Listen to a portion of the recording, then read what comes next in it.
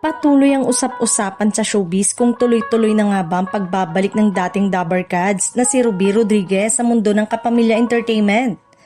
Matagal ding naging bahagi ng telebisyon si Ruby bilang komedyante at host. Kaya naman hindi maiwasang abangan ng mga tagahanga kung saan siya muling mapapanood at kung may plano ba siyang mag-full comeback. Gayunpaman, sa kasalukuyan ay kabilang ito sa bagong ABS-CBN project na Nurse the Dead. Ayon sa source, bukod dito ay may nakahandang proyekto para sa kanya bilang regular artist. Sa ngayon, wala pang malinaw na detalye kung tungkol sa posibleng teleserye, programa o hosting stint na kanyang babalikan.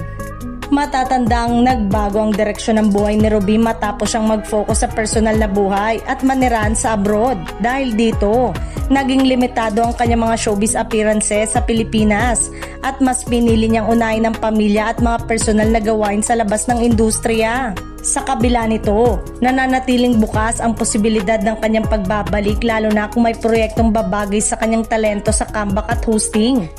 Marami pa ring netizen ang nagsasabing malakas pa rin ang recall ng kanyang pangalan at may puwang pa siya sa iba't ibang programa kung gugustuhin niyang bumalik. Samantala, may ilang fans na umaasang makita siyang mag-guest sa Kapamilya shows bilang unang hakbang sa muling pagpasok sa showbiz. Ayon sa ilang komento online, marami ang curious kung ano ang magiging reaksyon ng publiko sakaling tuluyan siyang bumalik sa telebisyon. Sa ngayon, nananatiling wala pang opisyal na anunsyo tungkol sa tuloy-tuloy na pagbabalik ni Ruby Rodriguez sa ABS-CBN hanggat walang kumpirmasyon mula sa mismong artista o network.